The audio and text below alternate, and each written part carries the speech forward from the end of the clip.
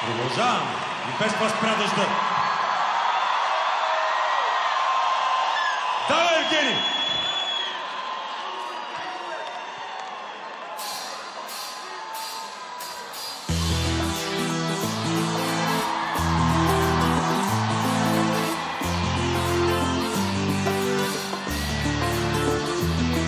Ето моето сърце, ето моята душа, ето аз ти давам всичко, ти какво ще ми дадеш?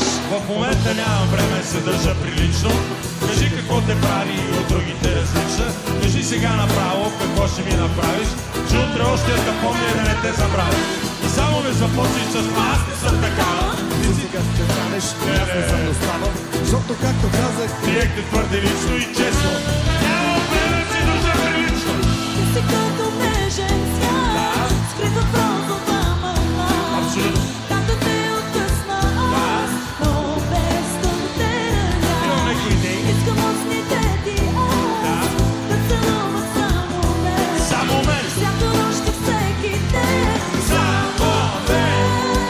Ето моето сърце, ето моята душа, ето аз готов съм на всичко, ти какво ще ми дадеш? Моето сърце, ето моята душа, ето аз ти давам всичко, ти какво ще ми дадеш?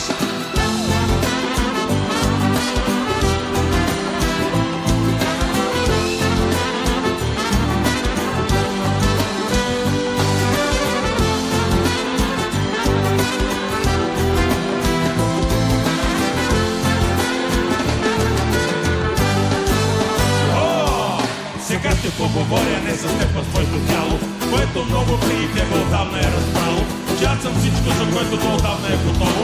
Спре да се съдимите, повтаряме отново. В момента няма време да се държа прилично, облечена си странно, това е добро начало, което ми подсказва, че се чувстваме отлично. Ако решиш да се държиш ужасно неприлично. Ти си като нежен свят, скрит в розова мъгла.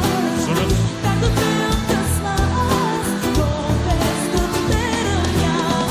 Искам устните ти аз, да целуват само мен. Само мен. Всяка нощ и всеки ден. Само мен.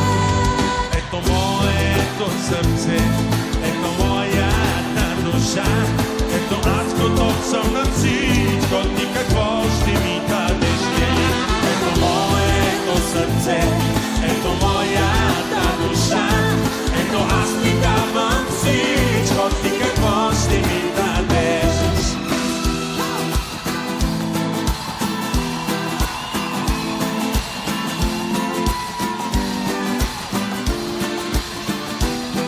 Ето моето сърце.